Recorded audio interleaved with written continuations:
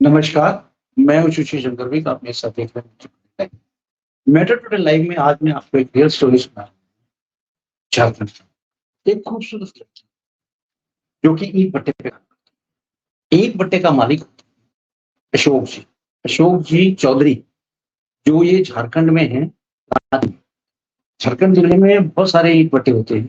वहाँ पे रांची में ये काम अपने ईंट भट्टे होते हैं, इनके 20-12 12-20।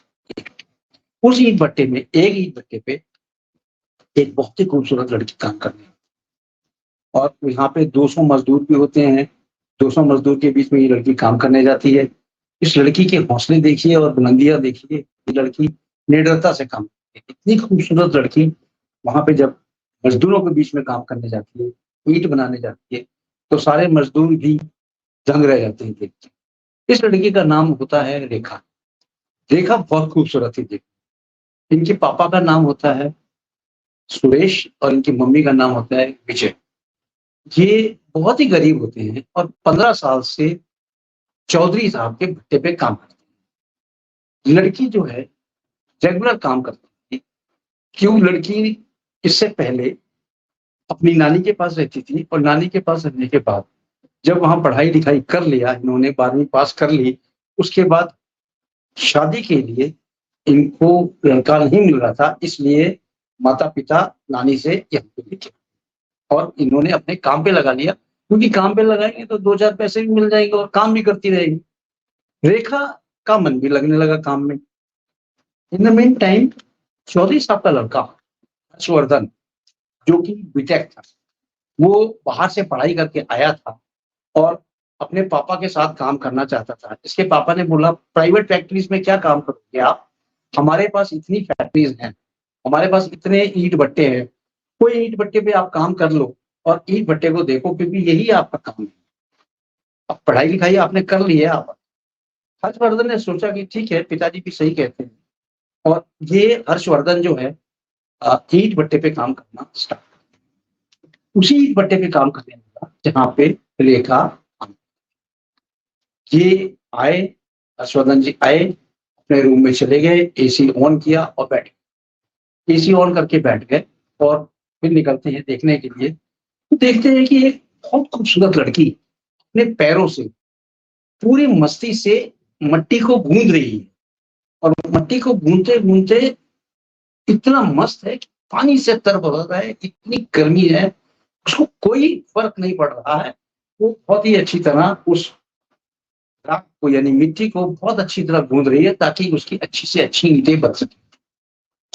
हर्षवर्धन बहुत देर से ये देख, जैसे ही हर्षवर्धन उसके पास पहुँचता है, लड़की फट वहाँ से निकलती है, मैली-कुचली, बाहर जाके अपना दुपट्टा उठाती है और अपनी छाती पे दुपट्टा लगा लेती है।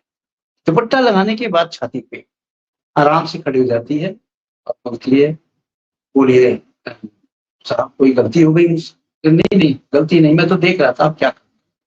इतना कह के हर्षवर्धन आगे चला। लड़की फिर अपने काम में मस्त हो जाती है, काम करती रहती है। इसी तरह से डेली हर्षवर्धन का आना होता है, हर्षवर्धन देखता है, दूसरे दिन भी आता है, हर्षवर्धन देखता है लड़की काम कर रही है रेखा, जैसे ही उसके पास जाता है वैसे ही तर-बतर थी, वापस बाहर जाती है, अपना दुपट्टा उठाती है, अपने बॉडी पे लगाती है, दुपट्टा लगाने के बाद मुझसे बात करती है, बोली क्या बात है? कोई बात नहीं है, वो आगे चला जाता है। इस तरह से 6-7 दिन हर्षवर्धन उसके पास डेली जाता था और देखता टाइम उनके माता-पिता, रेखा के माता-पिता ने ये बात को नोट किया और रेखा से बोला एक दिन घर जाके कि देखो भाई, ये बड़े लोग हैं, इनकी बातों में मत आओ, इनसे बात करना कम करो। क्यों? क्योंकि इनका तो कुछ नहीं बिगड़ेगा, हम ठहरे गरीब, हमारा बहुत कुछ बिगड़ जाएगा अगर इन्होंने कोई भी एक्शन ले लिया तो हम कहीं के भी नहीं। ये है चौधरी साहब, इनके ईंट-भट्टे भी बहुत हैं और इनकी नाम भी। रेखा ने बोला ठीक है, मैं बात करना बंद कर देती हूँ। इन द मीन टाइम इनके पिताजी, रेखा के पिताजी और माताजी को कहीं और जॉब मिल जाता है। 7-8 दिन के लिए ये रेखा को भी साथ में लेके चले। जैसे ही हर्षवर्धन दूसरे दिन आता है, देखता है कि वहाँ पे लड़की आई नहीं है, ये बड़ा परेशान हो जाता है। फिर दोपहर को भी जाके देखता है, फिर भी लड़की आई हुई थी। यानी पहले दिन भी देखा नहीं है, दूसरे दिन 3-4 दिन बीत गए, इसको कुछ समझ में नहीं आ रहा था कि गई कहाँ थी। कोई बात नहीं, ये धीरे-धीरे इसने दिमाग से निकाल दिया और अपने काम में मशहूर। एक दिन सुबह की बात है, जैसे ही ये आता है फैक्ट्री में, कार से उतरता है, कार से उतर के अंदर जा ही रहा था, देखता है कि सीधे इसकी नज़र उस लड़की पे पड़ती है और लड़की जो है, वहाँ पे रेखा काम कर रही है। वापस भागा-भागा रेखा के पास जाता है, रेखा को बोलता है कि, "अरे! इतने दिन आप कहाँ थी?" रेखा बोलती है, "मैं तो यही थी, यही काम कर रही थी।" तो क्यों मज़ाक कर रही हो? मैं तो रोज़ यहाँ सुबह भी आता था, शाम को भी आता था, आप मुझे दिखती नहीं थी।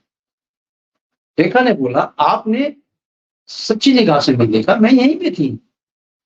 चलो ठीक है, इतना कह के वो हर्षवर्धन अपने कमरे में पहुँच गया। अब हर्षवर्धन तो चला गया कमरे में। हर्षवर्धन के जाने के बाद हर्षवर्धन के जाने के बाद वापस वो सोचता है कि अगर ये यहाँ थी तो मैं इसको दिखता क्यों नहीं था या ये मुझे क्यों नहीं दिखती? दूसरे दिन सवेरे फिर हर्षवर्धन उस लड़की के पास आता है, रेखा के पास, और रेखा को पूछता है कि आप कहाँ गई थी? रेखा डब-डबी आँखों से पूछती है, रोते हुए, कि मैं मेरी मम्मी के पिताजी के साथ किसी दूसरे ईंट-भट्टे पे काम करने गई थी 6-7 दिन। क्यों? क्योंकि उनका काम कुछ रुका हुआ था, उनको हेल्प। रेखा की ये बात सुन के हर्षवर्धन बहुत अचंभित हो गया। बोलता है, "ठीक है, क्या आपको पैसों की ज़रूरत थी? अगर पैसों की ज़रूरत है तो मुझसे बोलती, मैं आपको दे देता।" रेखा बोलती, "नहीं, पैसों की ज़रूरत नहीं थी। मेरे माता-पिता कुछ काम वहाँ पेंडिंग छोड़ गए थे, वो हम काम।" हालाँकि 15 साल से वो सीसी चौधरी साहब के भट्टे पे काम करती हैं, फैमिली पूरी, ऐसा कुछ नहीं था। इसकी ईमानदारी पे शक भी नहीं था और ईमानदार भी हैं माता-पिता, और रेखा भी बहुत ईमानदार। रेखा ने बोला हर्षवर्धन को, तीसरे दिन जब हर्षवर्धन से मिले, बोला कि, "आप क्यों मुझे देख रहे हैं?" हर्षवर्धन ने सीधा बोला कि, "मैं इसलिए आपको देखने आता था कि मुझे आप बहुत अच्छी लगती हैं, मुझे आपसे प्यार।" रेखा ने बोला, "आप मुझसे प्यार करते हैं? मैं तो पढ़ी-लिखी ही नहीं हूँ।" तो हर्षवर्धन ने बोला, "नहीं, आप कितना पढ़ी-लिखी हैं, ये तो बताएँ?" उसने बोला, "मैं 12वीं पढ़ी हूँ।" मैं किस सब्जेक्ट से आपने किया है? तो उन्होंने बोला कि मैंने मैथ से किया। मैथ से पढ़ी-लिखी हैं? मैथ एक ऐसी सब्जेक्ट जिसको लोग नीरस सब्जेक्ट कहते हैं, वहाँ से आपने पढ़ा हुआ है, तो यानी कि आप बहुत टैलेंटेड हो। रेखा बोलती है, टे नीरस तो सब्जेक्ट है, लेकिन नीरस मैं नहीं हूँ। मेरा वो रुचि वाला सब्जेक्ट मैथ, और मैथ में मैं बहुत माहिर थी। हर्षवर्धन सोचता है कि अगर ये मैथ में इतनी माहिर थी और यहाँ पे ये काम कर रही है, इसका मतलब ये है कि ये काफ़ी ब्रिलियंट स्टूडेंट है और कहीं न कहीं ये आगे निकल सकती है। अगर इसका पढ़ाई में मन लगता है, तो उसका क्यों ना एग्ज़ाम दिला के उसको आगे पढ़ाई के लिए प्रोत्साहित करें। ये सोच ही रहा था, हर्षवर्धन वापस अपने कमरे में आ जाता, अपने रूम पे आ जाता है, फैक्ट्री में अपना एसी ऑन करके बैठ जाता है। इतनी देर में इनके पिताजी आते हैं और पिताजी देखते हैं कि हर्षवर्धन चुपचाप बैठे हुए फैक्ट्री में। अच्छा, सब ठीक-ठाक? तो कहता, "हाँ पापा जी, सब ठीक-ठाक है, काम भी ठीक-ठाक हो रहा है।" बस इतना कह के पिताजी अपना ग्राउंड पे आते हैं, चले। हर्षवर्धन रेखा को बोलता है कि, "आप ये बताओ कि मैंने तो बता दिया कि मुझे आपसे प्यार हो गया था, इसलिए मैं आपको वो देखने आया। आप 7 दिन कहाँ गई?" रेखा से रहा नहीं गया, रेखा ने बोला, "मैं कहीं और गई हुई थी, मैंने आपको बताया, लेकिन मुझे भी आपसे प्यार।" तो रेखा और हर्षवर्धन की आपसी में प्यार हो गया था और हर्षवर्धन ने रेखा को हग किया, काफ़ी देर तक हग करता रहा और इतना प्रेम भाव में लिप्त हो गए कि उधर से इसकी माँ आ रही थी। इसकी माँ ने आते हुए देखा, खाँसा ताकि ये अलग हो जाएँ। जैसे ही अलग हुए, हर्षवर्धन को बोला कि, "आप जाइए अपने कमरे में, यहाँ तो बहुत गर्मी है।" तो हर्षवर्धन अपने कमरे में चला गया। इसकी माँ ने, रेखा की माँ ने रेखा को बहुत डाँटा, बोला, "देखो जी, ये बहुत बड़े लोग हैं, इनकी गलतियाँ कुछ नहीं हो किसी के सामने नहीं आएँगी, हमारी गलती, गलती कहलाएगी और अगर इन्होंने हम तीनों को कोई चीज़ में गलत समझा या गलत इनके ऊपर इंप्रेशन गया तो चौधरी साहब हम तीनों को भट्टे में डलवा देंगे, हम लोग का अस्तित्व ही खत्म हो जाएगा और हम कहीं के भी नहीं। इसलिए आप हर्षवर्धन से मिलना जुलना बंद कर दें और हर्षवर्धन से जो नाटक कर रही हैं प्यार का या प्यार है उसको बंद कर। रेखा ने कहा ठीक है मैं ऐसा ही करूंगी, मैं कल से उनसे बात ही नहीं करूंगी। 2 दिन बीत जाते हैं, हर्षवर्धन आता है, रेखा कोई रिस्पॉन्ड नहीं करती है, बगैर रिस्पॉन्ड किए ही रेखा अपना काम करती रहती है और हर्षवर्धन आता है चला जाता। तीसरे दिन रेखा से पूछता है कि मैं आपके लिए, हर्षवर्धन इन द मीन टाइम मार्केट गया, जाता है मार्केट से खूब सारी कपड़े वगैरह ये ले आता है गिफ्ट वगैरह, और रेखा को आते बोलता है कि रेखा मैं आपके लिए ये खाली गिफ्ट लाया हूँ, कपड़े लाया हूँ, सब कुछ लाया हूँ, ये आप रेखा बोलती है नहीं मैं नहीं ले सकती क्योंकि मैं आपके साथ बात ही नहीं करना चाहती, तो मैं गिफ्ट क्यों लूं। हर्षवर्धन ने बोला कि चलो आप बात तो नहीं करना चाहती हैं लेकिन आपको गिफ्ट लेने में क्या है, आप गिफ्ट तो रखो। उसने उसका गिफ्ट वापस कर दिया, हर्षवर्धन को गिफ्ट वापस कर दिया। हर्षवर्धन चुपचाप लेके घर से, और घर जाके अपने पिताजी को बोला, चौधरी अशोक जी को बोला कि पापा मैं शादी। अशोक जी ने बोला अरे वाह, इससे बढ़िया क्या हो सकता है, आप अगर शादी करना चाहते हैं तो बहुत ही अच्छा है, लड़की वड़की देखो, शादी का दिन तय करते हैं, करो शादी। हर्षवर्धन ने बोला कि पिताजी हमने लड़की देख रखी है। अच्छा लड़की देख रखी है, कौन सी लड़की है। हर्षवर्धन ने बोला कि वो हमारे फैक्ट्री में ही काम करती है, हमारे ईंट भट्टों पे काम करती है, उसका नाम है रेखा। अशोक जी बोलते हैं रेखा, जिसके माँ बाप ठीक साथ में रहते हैं और काम करते हैं, ऐसा ठीक है। अशोक जी ने मुंशी को बुलाया और मुंशी को बोला कि जाओ उनको तीनों को यहाँ पे लेके आओ, तीनों को लेके आओ, तीनों से बात करो। हर्षवर्धन घबरा जाता है कि पिताजी ने इतनी जल्दी एक्शन ले लिया, कहीं ऐसा ना हो उनको डंटे या उनको मारे या उनको फैक्ट्री से निकाल। माँ उसकी बोलने लगी मेरा बेटा इतना पढ़ा लिखा बीटेक इंजीनियर किस लड़की से प्यार कर रहा है, पता नहीं क्या जात है, पता नहीं क्या है, जिस तरह माएँ बोलती हैं। लेकिन उसके चेहरे पे कोई असर नहीं हुआ। उसके पिताजी ने बोला, अशोक के पिताजी ने, हर्षवर्धन के पिताजी ने बोला तो माता जी को कि आप चुप रहो, शांत रहो, उनको आ तो जाने दो। जैसे ही मुंशी गया उनके दरवाजे पे लेने, रेखा की माँ रोने लगी और बोली कि नहीं मुझे नहीं जाना है, मुझे पता है सेठ जी हमें मरवा देंगे, सेठ जी हमें ये कर देंगे, रेखा को भी मरवा देंगे, सबको मरवा देंगे, हमें नहीं जाना है। आप मुंशी जी एक काम करो, हमें किसी तरह यहाँ से भगा दो ताकि हम अपनी जान बचा के भागे। मुंशी ने कहा बात क्या है, बात तो बताओ, बात ही नहीं मुझे पता है तो मैं कैसे भगाऊं आप। तब रेखा की माँ ने पूरी हिस्ट्री बताई कि इस तरह से हुआ है और रेखा ने उससे प्यार किया है और वो एक दूसरे को चाहते हैं, एक दूसरे प्रेम।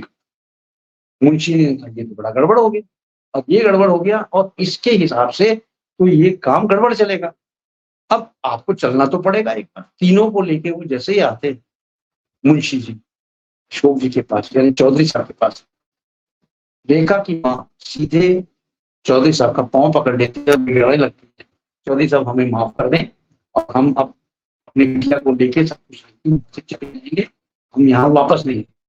चौधरी साहब ने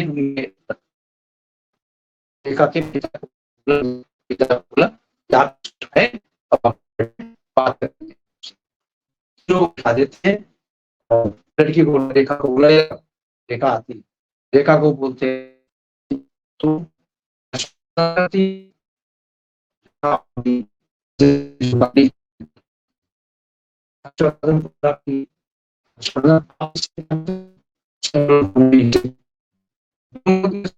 सच्चा कंफर्म किया कि दोनों तो काम आगे हो, नहीं तो हम यहीं पे स्टॉप करते थे और दिल से चाहते, इसलिए उन्होंने बोला ठीक है अब आप बताइए क्या। उन्होंने लड़की की माँ को बुलाया, हर्षवर्धन की माँ को बुलाया चौधरी साहब ने कि आप आओ और लड़की देखो कैसी।